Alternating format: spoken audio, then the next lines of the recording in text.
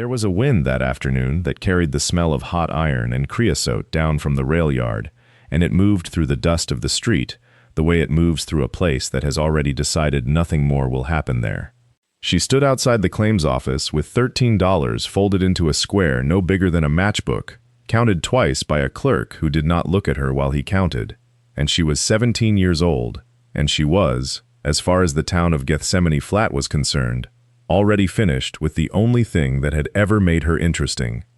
$13. Not 14. Not an even 10 with something extra for kindness. 13, counted out in worn silver, and a single crumpled bill, because that was what the ledger said her father's share came to after the claims office deducted the cost of the timber that had gone down with him in the collapse, and the town's bookkeeping did not make exceptions for grief. She would come to learn, though not for some months yet, that 1 foot of digging, 1 single foot past the place where her father's crew had stopped, past the timber they'd shored and abandoned, past the wall everyone agreed marked the end of anything worth having, would undo every settled fact the town believed about that mountain and about the man who had died inside it. It would undo what they believed about the vein, about the partner who inherited it, and about the quiet, watchful girl they had already stopped thinking about by supper time. But that is getting ahead of the mountain, and a mountain does not like to be gotten ahead of. For now, there was only the heat coming up off the boardwalk in visible waves, and the tin bell over the claims office door still swinging faintly on its hook, and $13, and a girl standing very still, in a way that made the men loading a freight wagon across the street glance at her twice before deciding there was nothing there worth a third look. She did not cry. She would tell you, if you asked her years later, that she had already done her crying 2 weeks earlier, in the dark, with her father's boots still sitting by the door of a cabin that no longer belonged to either of them. What she carried out of that office fit easily into one hand, the money, and beneath her coat, wrapped in a square of oilcloth against her ribs, something the clerk had not thought to ask about, and would not have understood the worth of if he had. That is where this story begins, though it will take its time getting to where it ends, the way any true accounting of a life must. So settle in, however you've come to be listening, in a kitchen with the radio quiet in the background, on a long drive with the windows cracked, lying awake when sleep won't come, and tell us, if you like, where in the world you're hearing this from tonight. There is a mountain in the high desert of the American frontier that is about to prove every man in that town wrong, and a girl standing outside a claims office with $13 who does not yet know it. To understand what she found, and why it cost what it cost, you have to first understand the ground itself, because the mountain does not care about claims offices or clerks or $13, and it never has.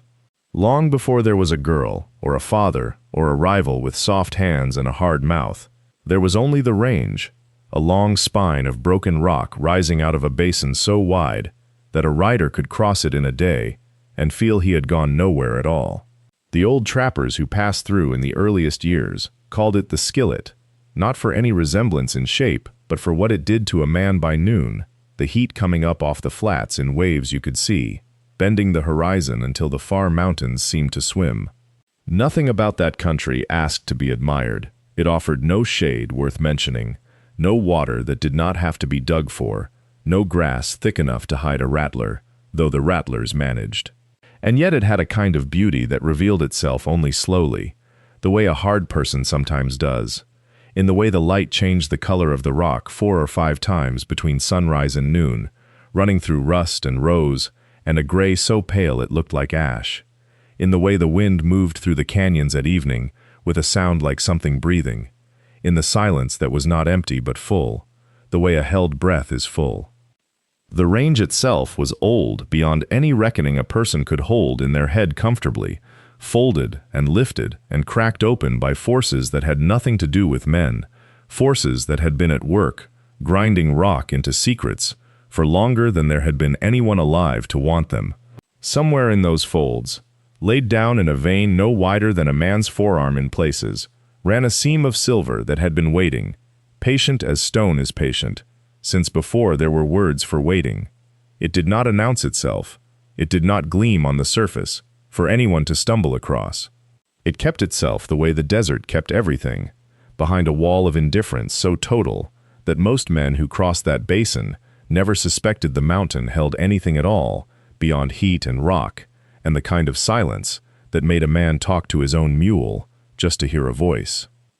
It would take a particular kind of attention to find it, not luck and not greed, though plenty of both had passed through that basin over the years and left nothing behind but bones of animals and the occasional collapsed dugout. It would take someone willing to read the rock the way another man might read a face, someone who had learned, patiently, over years, that stone told the truth, to anyone willing to slow down long enough to listen to it.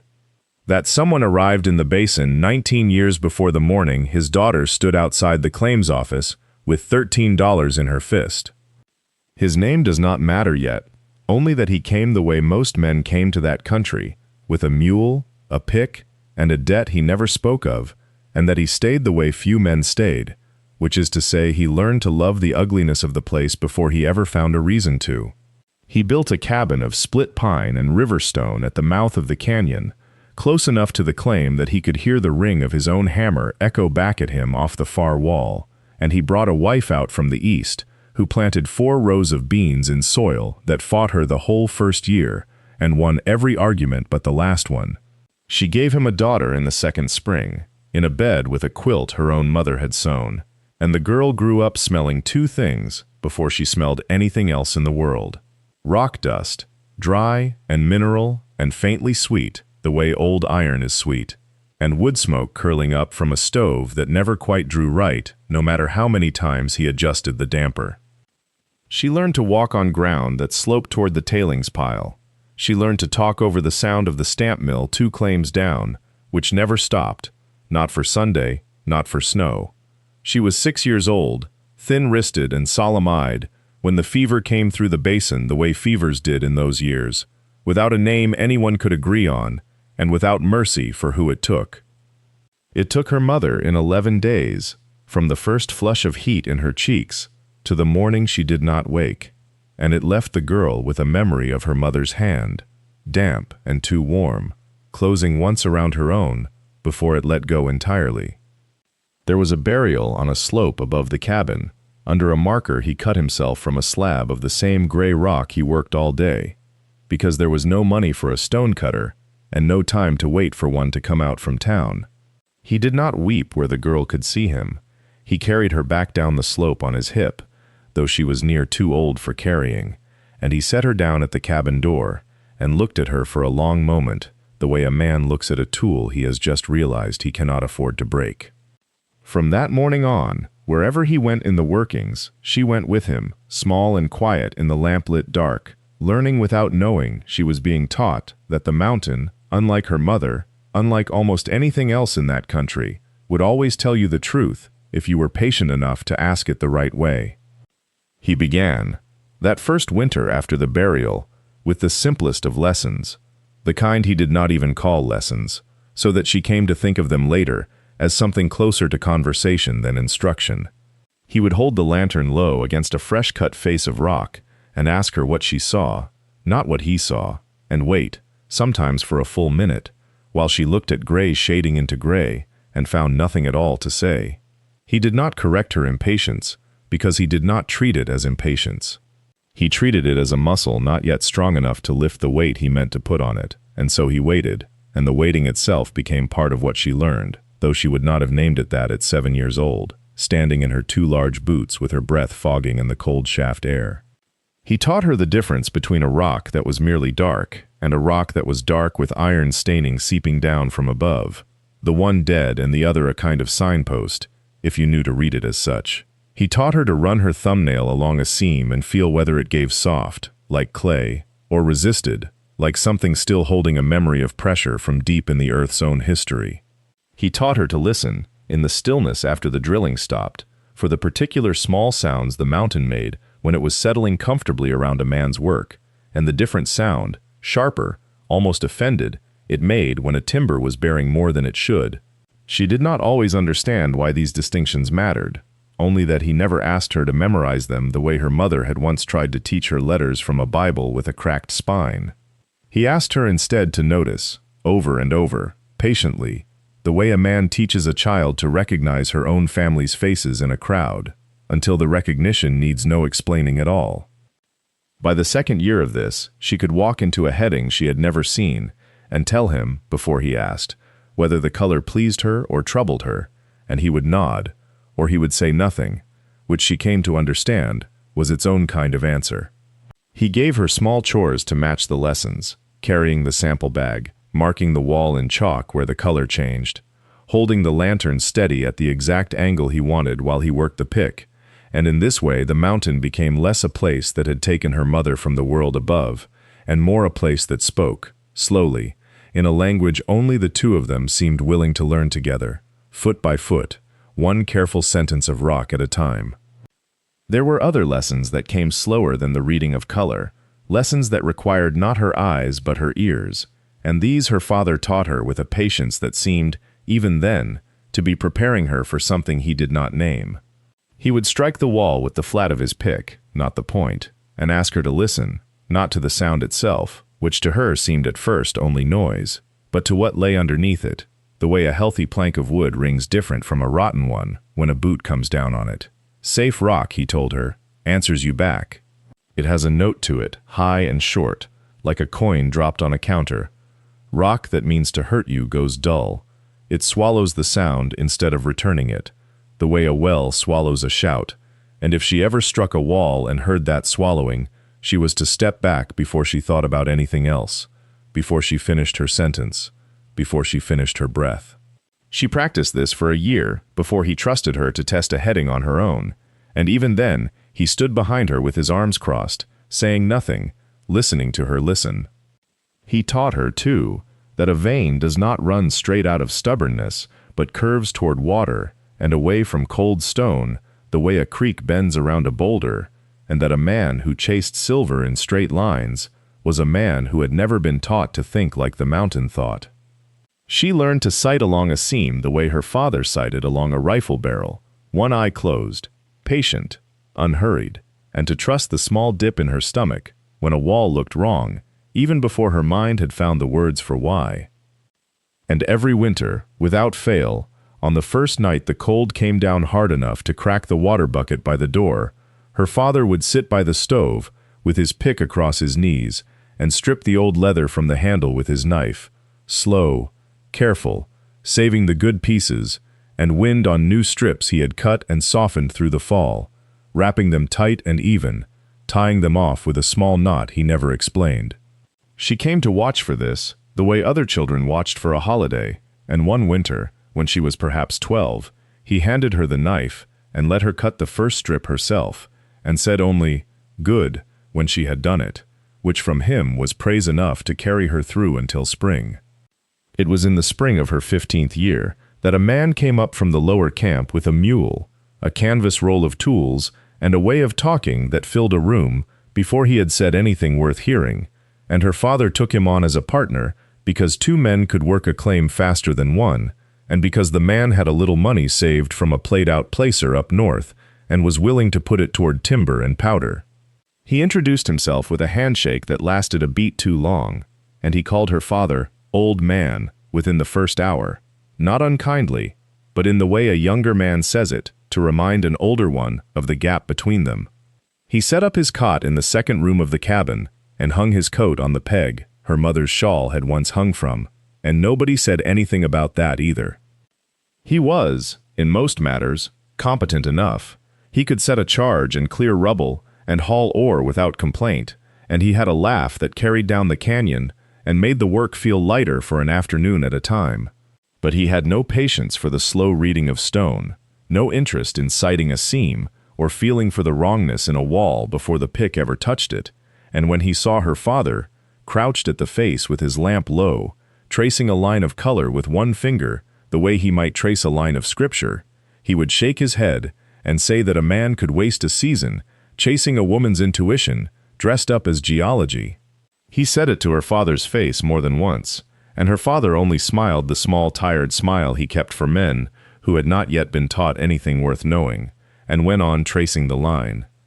When her father let her come down into the tunnel that summer to hold the lamp and call out what she saw, The partner watched from the mouth of the shaft with his arms crossed, and told anyone within earshot that a girl of 15 reading rock was a parlor trick a dying man had taught his daughter to keep her close, nothing more, and that real silver did not care what shape a vein made in a child's mind.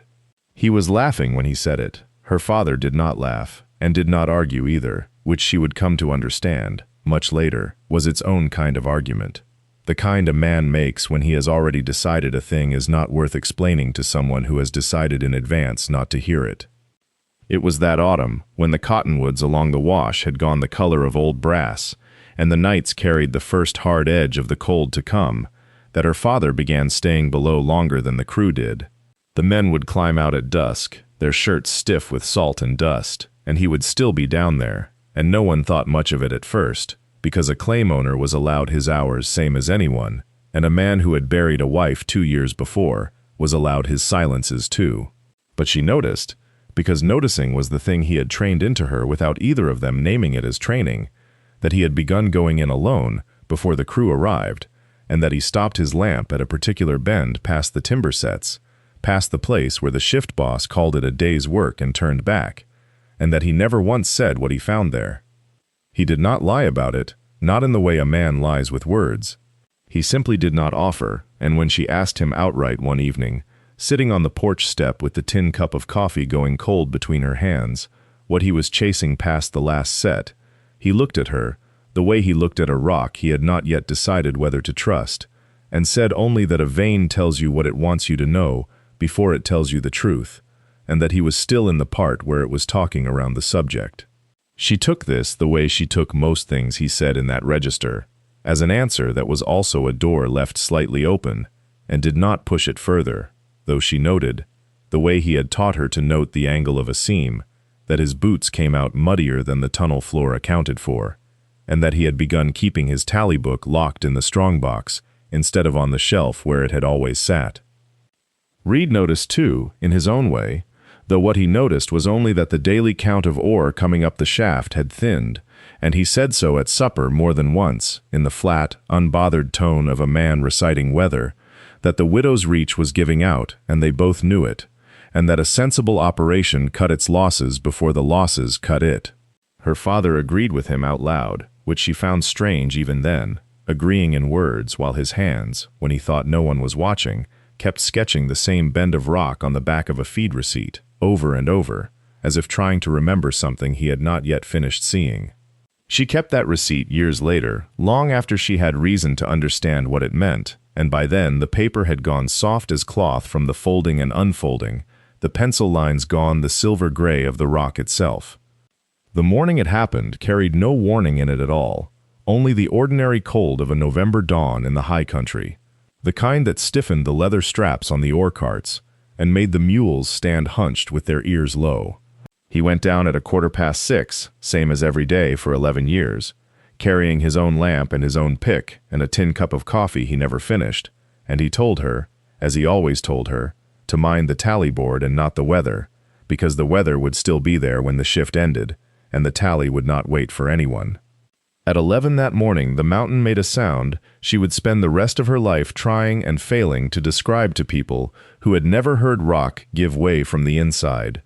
It was not a crack, not the sharp report she had imagined mountains might make when she was younger, and thought of collapse as something violent and sudden. It was lower than that, a long settling groan that seemed to come up through the soles of her boots before it reached her ears, as though the earth were exhaling something it had held too long. The dust came up the shaft mouth in a slow gray breath, and for 3 full seconds no one moved, and then everyone moved at once. Reed was first down, she remembered that clearly, first down with his hands already scraping at the loose rock before the timber crew had even gathered their bars, and whatever else could be said of him afterward, in that hour he dug like a man who meant it. They worked by lamplight and by feel, 4 men and then 6, then everyone the camp could spare, passing broken rock hand to hand, up a chain that stretched from the collapse to the open air, and the calling back and forth grew quieter as the hours went on, rather than louder, because a man saves his voice when he is listening instead for a sound from the other side of the rubble.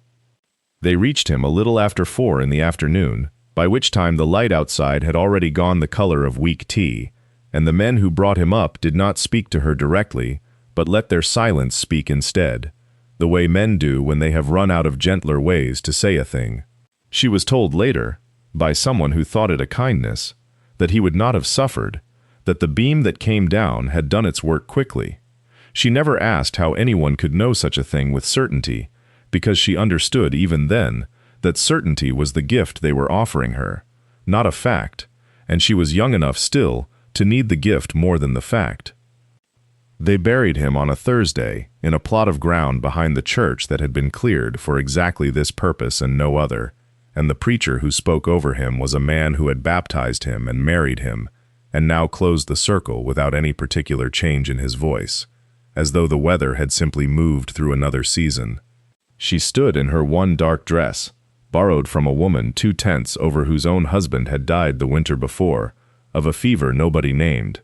and she did not cry in front of anyone, because she had already done her crying alone in the dark, the night the men brought him up, and she did not see the use in doing it twice. The weeks that followed had a strange, flattened quality to them, the way a landscape looks flattened when you have walked across it too many times to see it fresh.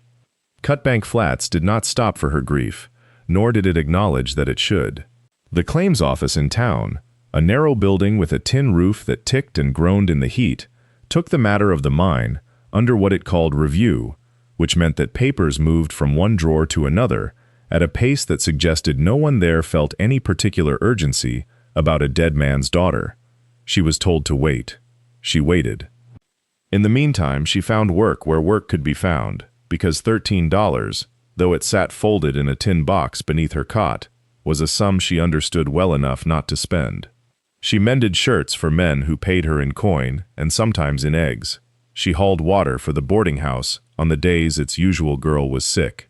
She swept the floor of the assay office in exchange for the chance to stand near its stove on the coldest mornings, and the assayer, a heavy-set man who chewed the same unlit pipe from sunup to sundown, never once asked how she was managing, though he did, without comment, begin leaving the stove door open a little longer than the fire required. No one in the camp was cruel to her.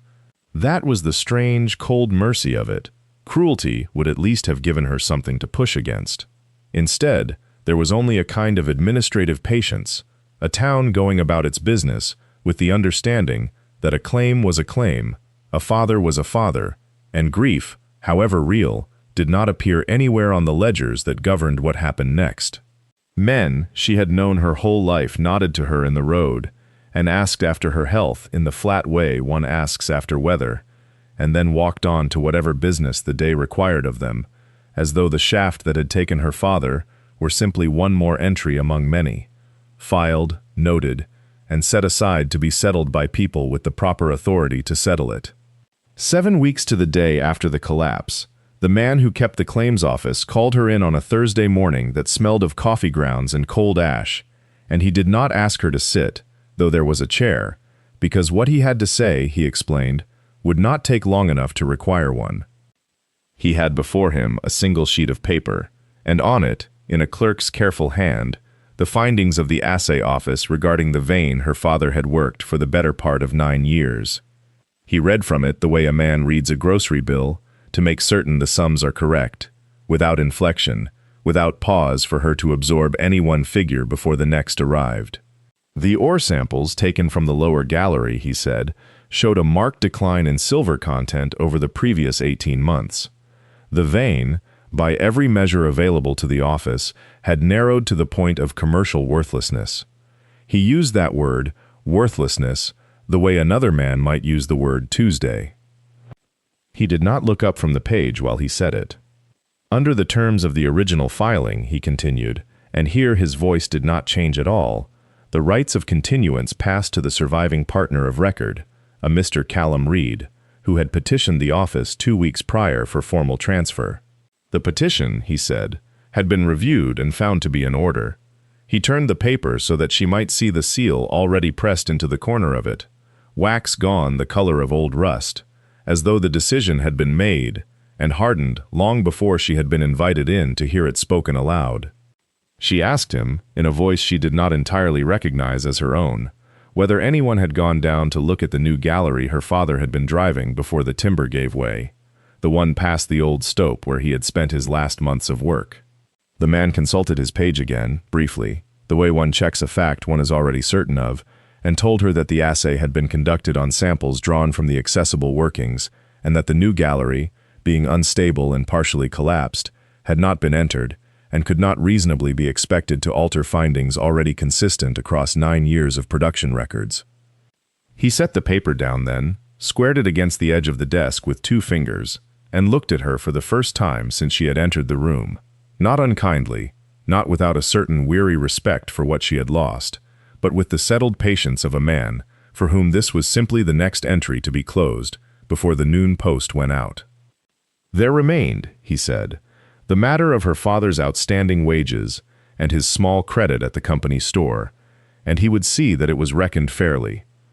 He drew a ledger from the drawer beneath the desk, a slim book with a marbled cover gone soft at the corners from handling, and opened it to a page already marked with a strip of ribbon, as though the sum had been settled before she had walked through the door. He read the figures aloud in a flat, unhurried voice, the wages owed, the small debt at the company store for flour and lamp oil, and a length of rope her father had bought in the spring, the deduction for the coffin boards, and the 2 men paid to dig, and arrived, after a moment of quiet subtraction, performed with the stub of a pencil, at a final number, which he wrote on a separate slip and turned to face her. $13, he said, and began to count it out from a tin box at his elbow, laying the bills flat on the desk one at a time, smoothing each with the side of his hand, before setting down the next, and finishing with 3 silver dollars that he placed in a small stack, squared with the same 2 fingers he had used on the paper. She did not touch the money at once. Behind her, near the doorway, the man who had been her father's partner shifted his weight against the frame, his hat still on, his arms crossed over a coat gone shiny at the elbows, and when the silence stretched, he said, not unkindly but not gently either, that a girl ought to be grateful the office had bothered to reckon it so careful, given that most claims played out quiet and nobody owed the family a nickel past the burying. He said her father had been a good digger and a poor businessman, a man who trusted his eye over the assay office and his own notions over sense, and that whatever she thought she'd been taught about reading color in the rock was a dead man's superstition now, worth exactly what it had always been worth, which was nothing anybody could bank. The clerk did not look up from his ledger while the man spoke. He had heard such talk before, from other men standing in that same doorway, and it did not concern him. He slid the $13 an inch closer to her across the desk, the gesture small and final, and asked if she wished a receipt for her signature, as was customary, so the file might be closed. She signed it. Her hand did not shake, though she would remember afterward that the pen had scratched louder than she expected in the quiet room. She folded the bills once, lengthwise, and put them with the coins into the pocket of her apron, and she did not look at the man in the doorway as she passed him, though she felt his eyes follow her out into the white glare of the yard, where the mine's headframe stood black against the sky, closed now, sealed, and no longer hers to enter by any paper anyone in that office had ever signed. That evening, in the boarding-house room she had rented by the week since the accident, she laid her satchel open on the narrow bed and began to fill it the way her father had once taught her to pack for a week underground, with everything placed for a reason and nothing carried for comfort. The $13 went first, folded into a square of oilcloth and tucked into the bottom seam, where a hand reaching in quickly would not find it easily. She counted the bills again as she did it, though she already knew the sum, because counting was a thing her hands wanted to do, a small ritual to steady them.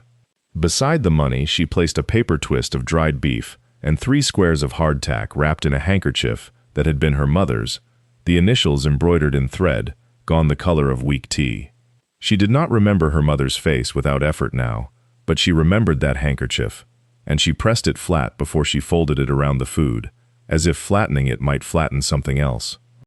The canteen she filled at the pump behind the house until it sloshed heavy against her hip, though it was only half of what it could hold, the leather having dried and cracked at the seam since the last time anyone had carried it any distance.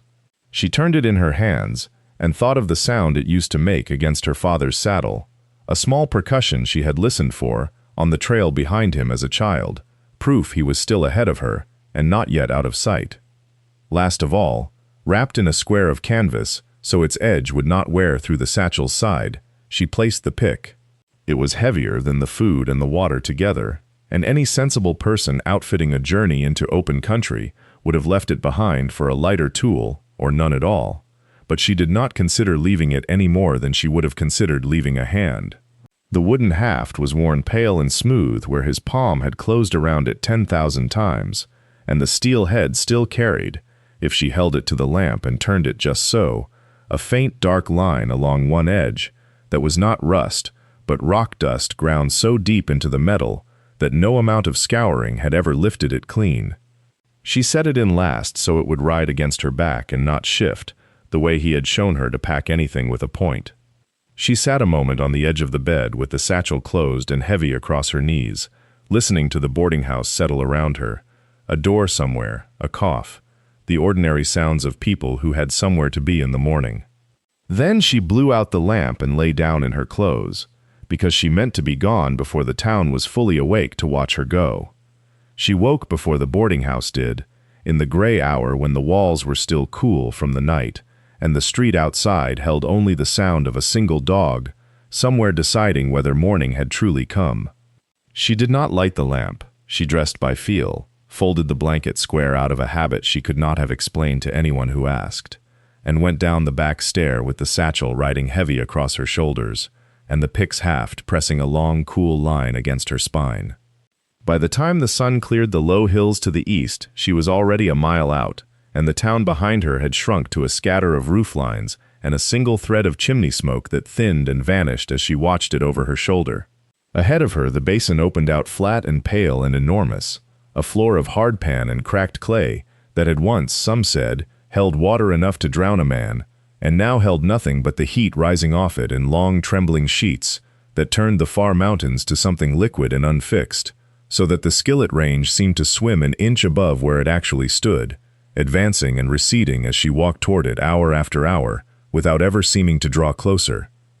She had counted the distance the way her father had taught her to count any distance that mattered, not in miles, which meant little to the body, but in water and in daylight. 2 days of walking, 1 night to be gotten through in between, and she had rationed the canteen accordingly, 3 swallows at the top of each hour, and no more, no matter how the sun sat on the back of her neck. The ground gave off its own heat back up through the soles of her boots by mid-morning, and by noon the air itself seemed to have weight, a thing she had to push through rather than simply move across, and she learned inside the first few hours the particular rhythm of the basin, walk and watch,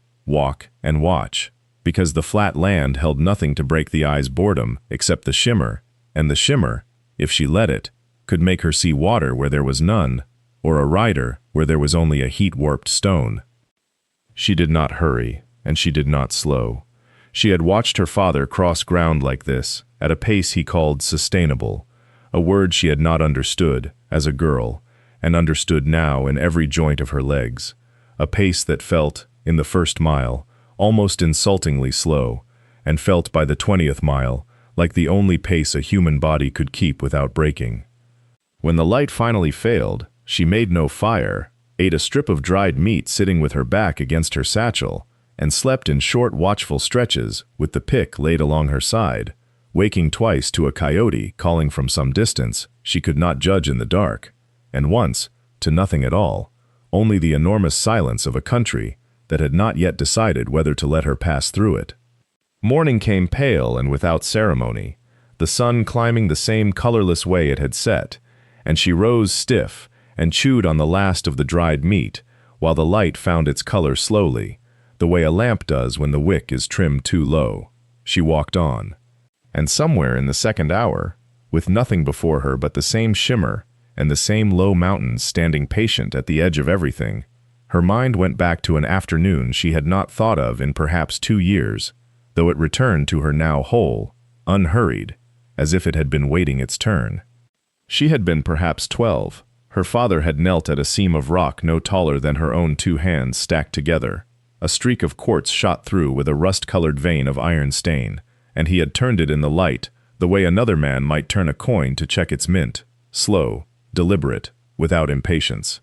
He had told her that a stain like that one could mean nothing at all, could be the whole and entire story of that rock and no more. Iron doing what iron did when it met water and air and time, a color with no weight behind it. Or, he had said, it could mean everything, could be the shadow thrown ahead of a body still buried, the way smoke tells you of fire you cannot yet see. The difference, he had told her, was not in the rock, it was in what lay around the rock, the angle it kept with the grain of the mountain, the company it kept with other minerals, the way it either continued with purpose or petered out like a rumor with no truth behind it. He had made her look at a dozen such seams that summer, most of them nothing, 2 or 3 of them something, and he had never once told her which was which before making her guess first and defend her guess after, patient in a way she had resented then and treasured now, the particular patience of a man who believed a skill worth having was a skill worth failing at safely, under supervision, before the failing carried any real cost. She walked with that memory beside her now, the way she might have walked with him beside her, and understood, with the plain clarity the desert seemed to specialize in producing, that the whole of what she was doing, this walk, this satchel, the pick riding against her hip with its worn haft, was itself an act of reading a stain and deciding what it meant. Reed had told her the vein was exhausted the way iron stain sometimes told a lie about the rock beneath it. She meant to find out, the way her father had taught her to find out, by looking not at what the surface claimed, but at what lay around it, what direction it kept, what company. The basin shimmered on ahead of her, indifferent, and she kept walking. The light went out of the basin the way water goes out of a cupped hand, not all at once, but in a steady seep, until the red rock turned gray, and the gray turned to something without a name, and she understood that she would not reach the shaft before dark, and had, in truth, known this since the 3rd mile, and had kept walking anyway, because stopping felt like a second kind of surrender she had already refused once that morning. She made her camp in the lee of a shelf of stone that still held the day's heat against her back, and she did not light a fire. A fire could be seen for miles across ground, this flat and this empty, and though she told herself Reed had no cause to come looking for her in the dark, she did not entirely believe her own telling, and she had learned young that the safest kind of belief was the kind that cost nothing to test. So she sat in the cold and let the cold have her, wrapped in the blanket she had rolled inside the satchel, the pick laid across her knees like something she meant to be woken by. The desert at night did not go quiet so much as it changed its voice. She heard small things moving that she did not try to name, and larger silences between them that felt, absurdly, like listening. Somewhere far off a coyote asked a question of the dark, and was not answered. The cold came up out of the ground itself, patient and thorough, the way cold does in country that has spent all day storing heat only to spend it back before morning, and she thought, not for the first time, that the desert kept its own kind of ledger, taking in the day and paying it out at night, exact to the hour. She thought of Reed's warning, delivered flat and without heat, the way he delivered most things, and she turned it over, the way her father had taught her to turn over a stone, before deciding whether to trust what lay beneath it. A man did not warn you off ground he believed was worthless. He simply let you waste your own time on it. The warning itself was a kind of vein, if she read it right, running under his words the way iron ran under stain, and she lay back against the stone shelf, turning that thought until it grew a shape she did not like and could not yet prove. She did not sleep so much as rest, with her eyes closed, aware of the cold and the small sounds and the great flat weight of the sky, and somewhere in that half-waking she understood plainly that whatever waited at the shaft, she had already spent something to reach it that she could not get back. A night, a warning defied, a line crossed that had no simple crossing back over, and she let that understanding settle into her the way the cold had, without argument, and waited for the light. The light came the way it always came in that country, without ceremony, a gray thinning of the dark along the eastern rim, and then, all at once, a hard, clean gold, spilling down the canyon wall, and finding the shaft mouth before it found her. She was on her feet before she understood she had risen, the cold still in her hands, her breath still short from the climb, and she stood a long moment at the last bend in the trail, simply looking at what her father had left behind. The boards were gray with weather and had been gray for some time, nailed across the shaft mouth in a rough cross pattern that spoke of haste rather than craft, 4 planks, and a 5th laid crosswise, the nail heads rusted to the color of dried blood. Someone had tacked a square of tin above the boards with words scratched into it in a hand she did not recognize. Claim closed, no entry, danger of collapse, and beneath that a date some months past, the ink of it long since bled away by rain and sun so that only the pressure of the scratching remained legible. She stood with her hand on the cold rock beside the opening and let herself look at it the way her father had taught her to look at any rock face before she touched it, not for what it announced, but for what it declined to announce. The stone around the shaft mouth was scarred with old drill marks, hand-set and even, the marks of a man who had worked carefully and without waste. Lower down, near the boards themselves, the rock had been chipped in a rougher pattern, newer, careless, as if someone in a hurry had widened the opening only to board it back over again. She noted it the way she noted everything now, without commentary, and filed it away with the other small facts that had not yet found their shape. The air coming through the gaps in the boards smelled of cold stone and standing water, and something else beneath it, faint and mineral, that she could not name, but recognized the way she recognized her own hands.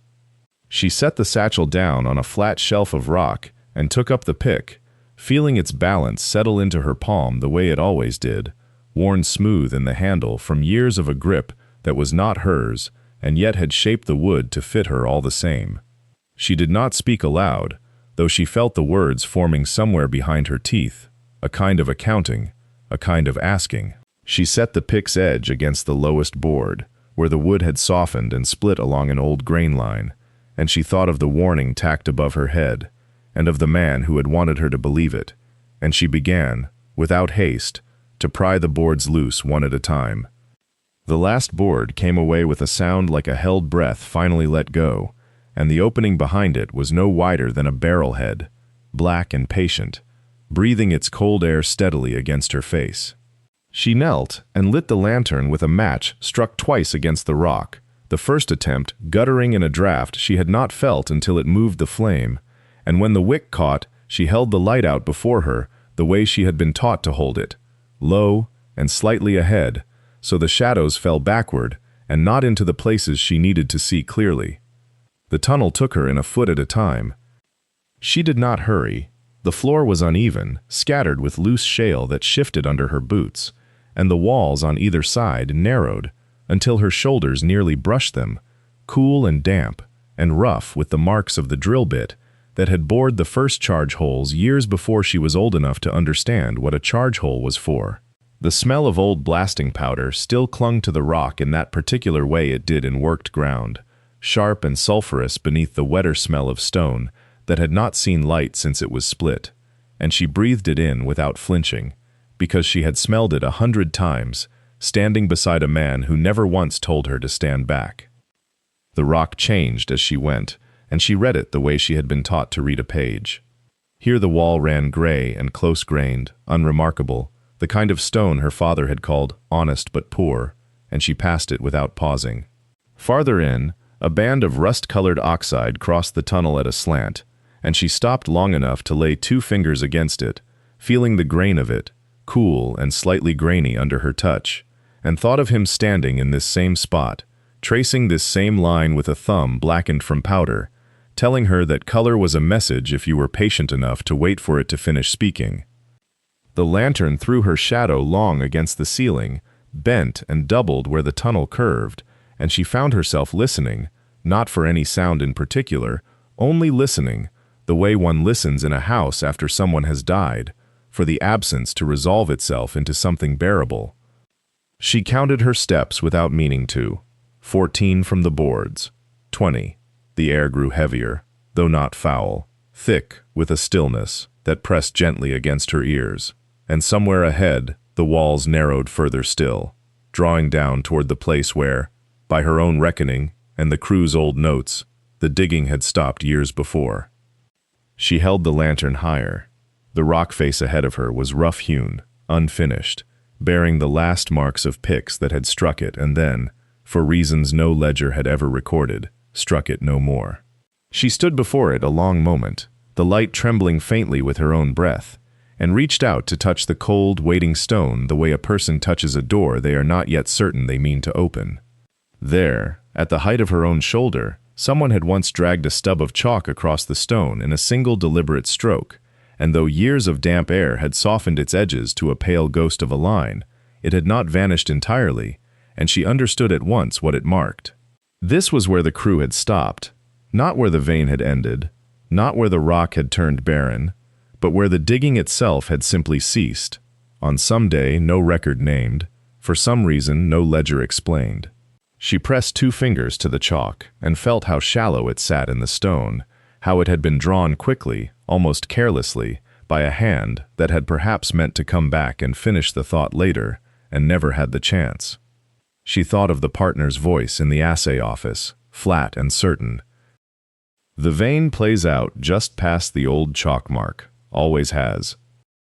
And she thought of how easily she had accepted that sentence as fact, the way one accepts the weather, without asking who had first spoken it into being or why. Her father had never once, in all his teaching, told her that rock announced its own ending. He had told her the opposite. Silver did not vanish. It turned. It hid. It ran deeper where the color darkened and the grain tightened. And a man who called a vein exhausted was more often a man who had simply stopped looking in the right direction. She held the lantern to the face of the rock and studied it the way he had shown her 100 times over 100 smaller stones, not for what gleamed, but for what leaned, for the faint grain running up and to the left where it ought, by every claim filed on this mountain, to have run down and away into nothing. It did not run down and away into nothing, it climbed. She stood a long while with that single observation, turning it over the way she might turn a coin to see if it was counterfeit, testing whether her own hope had colored what she saw. She thought of the warning given her not 2 days past, the flat insistence that the tunnel was unstable, worthless, not worth a young woman's foolish nerve. She thought of $13 counted out on a desk without malice. She thought of her father's hands, patient over stone, teaching her to read what other men refused to see. Then she set down the lantern, lifted the pick from where it leaned against her hip, and drew back her arm. The first blow landed high, near the chalk mark her father's crew had drawn 3 years before, to mark the place where they had stopped, where a foreman with a schedule to keep had decided the rock told him enough. The pick struck with a sound flatter than she expected, a dull knock rather than a ring, and a fine white dust sifted down over her wrist and settled into the creases of her knuckles. She drew back and struck again, lower this time, and felt the shudder of it travel up through the haft and into her shoulder, the particular ache her father used to rub out of his own arm at the end of a long day, without ever once complaining of it in front of her. The second blow loosened a piece the size of a fist, which fell and broke apart at her boot, and she did not stop to look at it yet. She struck a third time, and a fourth, counting them the way she had once counted his blows from the mouth of the tunnel as a girl, waiting for him to come out into the light. Between each swing she paused, chest working, lantern throwing her shadow huge and trembling against the far wall, and studied the seam she was opening the way he had taught her to study any wound in rock, not for speed, but for what it told her before it told her too much. By the 6th blow, a crack had opened above the chalk line, running crooked, and by the 8th it had widened enough that she could set 2 fingers into it and feel a coolness breathing back at her that did not belong to the tunnel she stood in. She struck again, and a slab the length of her forearm gave way all at once and dropped into darkness beyond, clattering down some distance she could not yet measure, and the sound of its falling seemed to go on a moment longer than it should have. She lowered the pick. She did not move for a time, listening to the last of the echo fade, feeling the draft against her cheek, cooler and wetter than the tunnel air around her, carrying with it a faint mineral smell she recognized from the deepest part of her father's old workings, the smell he had once called the mountain's own breath. She lifted the lantern with a hand she noticed, distantly, was not entirely steady, and brought it toward the broken place in the wall, and the light did not simply strike rock and stop, the way it had every other hour of every other day in that tunnel. It went on. It went into a space beyond the wall, and did not find the far side of it. She widened the gap with 3 more strokes of the pick, careful ones, the kind her father had taught her to use, near an opening whose size she did not yet know, and the rock came away in slabs that seemed almost willing to leave, as though it had been waiting a long while to be asked. When the hole was wide enough for her shoulders, she set the pick down and leaned the lantern through first, and turned it slowly, the way he had shown her to read a face of stone before touching it, letting the light fall across the surface in long passes rather than a single glance. The color came up out of the dark, the way a name comes up out of memory, sudden and certain, not the gray, flat, cold rock Reed had shown the recorder as proof of a vein gone barren. This was different in a way that did not require instruments to confirm. A soft, dark luster threaded through with lines of brighter metal, running not in scattered flecks, but in a continuous band that climbed the wall of the chamber beyond and disappeared upward into shadow her lantern could not reach. She had seen rock like it only twice in her life, both times standing beside her father, both times hearing him go quiet in the particular way he went quiet when he did not trust himself to speak, without his voice giving something away. She climbed through. The chamber was small, no larger than a modest room, and dry despite the draft, the walls close enough that her lantern light filled the whole of it at once. She stood a moment simply breathing, the mineral smell thick around her now, before she saw, wedged into a shelf of rock at chest height, wrapped twice over in oilcloth, and tied with a length of cord she recognized, a shape no larger than a folded shirt. Her hands were not steady when she lifted it down. The oilcloth had kept out 30 years of damp, and beneath it the paper was dry and faintly yellowed, and the hand that had written on it was her father's hand, the same slant, the same habit of crossing his sevens that she had watched form letters across ledgers and tally sheets her whole childhood. She did not read it standing. She sat, because her legs asked her to, on a stone still cool from decades without light, and held the lantern near enough to see, and did not yet unfold the paper, only turned it over once in her hands, feeling the weight of it, the specific weight of 30 years kept secret in a mountain, and thought, before she let herself think anything else, that she had been right, and that being right had cost her father everything, and that whatever the paper said, it would not give him back to her, only tell her why he had gone. She unfolded it the way a person unfolds something they are afraid will dissolve at the crease, slow, one corner and then the next, until the whole sheet lay open across her knee, and the lantern light fell steady on the words. He had written her name first, at the top, the way he might have addressed a letter he meant to send and never did. Then the date, a Tuesday in October, 11 months before the timbers gave. Then, in the plain hand he used for tally sheets and no other purpose, the account of what he had found. He wrote that the second vein had shown itself by accident, a widening in the color he had not expected so far past the point the crew had marked as barren, and that he had gone back alone 3 nights running to be certain, working by the same lantern she now held, before he trusted the thing was real. He wrote that he had said nothing to the claims office, because the claims office answered to men who answered to Reed, and that a claim this rich, filed carelessly, would be worth more to someone with influence than to a man with none. He wrote that he did not distrust the law so much as he distrusted the order in which men were permitted to act on it, and that he had meant to file the discovery properly himself, quietly, once he had enough ore assayed to prove the value beyond argument, so that no clerk could be persuaded to look away from it. He wrote that he had not told her because she was 17, and he wanted 1 more year, at least, in which she was only his daughter, and not the keeper of something men might come to hurt her over. He wrote that he was sorry for the silence, that it had never been about doubting her, that he had taught her to read the rock precisely because he trusted her to finish what he could not, if it ever came to that. The last line was shorter than the rest, written smaller, as though he had almost decided not to write it at all. If you are reading this, you have already gone 1 foot further than I asked of anyone. That is enough. That was always enough. She sat a long while with the paper open on her knee, the lantern burning low and steady beside her, and did not move to fold it again, because folding it felt like closing something that deserved, for a little longer, to stay open in the light. She folded the note at last, near dawn, when the lantern had burned down to a blue thread of flame and the cold of the tunnel had settled into her hands, like something borrowed that would not be given back. She wrapped it in a square of oilcloth torn from the lining of her satchel, and beside it she placed a fist-sized piece of ore, broken clean from the new vein, heavy in a way that had nothing to do with its size, dark with the ribboning that her father had spent years teaching her to recognize by lamplight alone.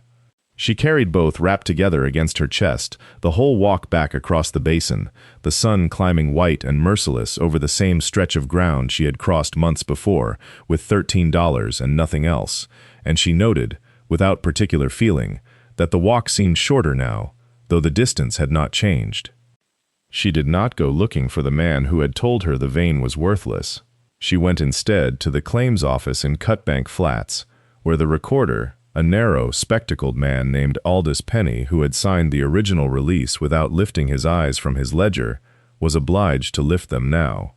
She set the ore on his desk without ceremony, the way her father might have set down a tool he expected to be recognized. She set the note beside it, unfolded, and did not speak while he read it, twice, his mouth moving faintly over the smaller final line, as though he did not trust himself to read it silently. He asked her, at length, how she had come to dig past the point the survey recorded as the terminus of the original shaft. She told him plainly, 1 foot, a pick, a lantern, and a warning she had chosen not to heed. He asked whether anyone else had witnessed the breakthrough. She said no, and did not offer to make the answer more comfortable than it was. He turned the ore over twice in his hands, weighing it the way a man weighs a coin he suspects is heavier than it should be, and set it down at last with the particular carefulness of someone handling a fact he had not expected to survive the morning. He said, finally, that the office would need to reopen the filing, that a claim once released could not simply be reinstated on a daughter's word, that there were procedures, dates, a second party of record who would need to be notified and given opportunity to respond. She said she understood procedure. She had learned, these past months, that procedure was the only language some men trusted, and she had come prepared, this time, to speak it back to them in full. The recorder pulled the original assay records from a drawer that had not been opened, by the look of the dust along its runner, in some considerable time, and laid them beside the sample she had brought, as though setting 2 witnesses down to testify against one another. The numbers on the old sheets were written in a clerk's careful hand, columns of ore grade recorded month by month through the last year her father had worked the claim, and what struck him, what he pointed to twice with the flat of one finger, saying nothing at first, was how evenly those numbers declined, week over week, in a pattern no vein behaves by nature. Silver does not fade on a schedule. It runs rich, then poor, then rich again, following the rock and not the calendar. But this vein, according to the ledger, had grown thinner in near-perfect increments, as if someone had been dressing the visible face of the tunnel, a little worse each month, to match a story he intended people to believe, before he had even finished telling it. He set the note her father had written beside the ledger, and then the sample beside the note, and let the 3 sit together on the desk while he studied them, the way a man studies a hand of cards he has already decided he cannot beat. He did not summon anyone. He did not send for the partner who held the claim, though it would have been within his authority to do so before proceeding further. He simply took up his pen, turned to a fresh page in the record book, and began writing out the transfer in the plain, unhurried language of a man doing paperwork he had convinced himself was overdue rather than extraordinary. The filing reopened, the original claim reinstated, under the name of the man who had died working it, and beneath that, in the same steady hand, the name of his daughter, as sole inheritor of record. There was no gavel, no gathering, no moment in which anyone in that office raised their voice. It was finished in the time it takes to fill 3 lines of a ledger and press a seal into wax, still soft enough to take it cleanly. Word of what had been found, and what it implied about the years preceding it, moved through the town the way such things always did. Not through announcement, but through absence. A man no longer greeted at the assay office with the same warmth, no longer offered a chair at the card table without a pause first. The slow withdrawal of a community's trust from someone who had spent that trust carelessly for longer than anyone had thought to notice, until the ledger showed them the arithmetic of it. The mind did not reopen with ceremony either. It reopened the way her father had once described real work beginning, quietly, before the sun had cleared the ridge, with men gathering at the mouth of a tunnel who had done this before and did not need to be told what to do with their hands. She hired back the crew he had trained, one by one, finding them in the scattered way men who lose steady work get scattered, one splitting rails for a rancher 2 valleys over, one tending a livery stable, one grown old and slow, but unwilling to be left behind when she came to his door and asked. Among them was a laborer bent permanently at the shoulder from 30 years of swinging a pick, who had been underground the morning the timber gave way, and who had carried her father's boots up out of the dark because there had been nothing else left whole enough to carry. He did not speak of that morning often. When he did, it was in the plain, unadorned sentences of a man who had buried enough friends to know that grief, dressed up in fine language, was still grief, and that the truth was simpler and heavier than any speech could make it. The vein ran deep and true for years, longer than most claims in that country ever did, and it fed the town in the unglamorous way a good mine feeds a town: payroll on Fridays, credit extended at the mercantile, a schoolhouse roof repaired, a widow's account quietly settled. She did not become a wealthy woman in any way the town could point to and gossip over. She became, instead, the kind of steady presence a place organizes itself around, without quite noticing it has done so. 30 years passed, and then more, and the particulars of the rival's ruin faded the way particulars always do, leaving behind only the shape of the story. A girl paid $13, a note found 1 foot past where the men had stopped, a debt to patience finally collected. She walked the tunnel still, into old age, with her father's pick resting more often on her shoulder than in her hands, tapping the walls out of habit rather than need, reading color and grain, the way he had taught her on a kitchen table lit by a single lamp. She never spoke of inheritance as though it were a lesson to be handed down in words. She simply kept walking the drift, 1 foot past wherever the last man had stopped, because that had always been where the truth of a thing was waiting to be found.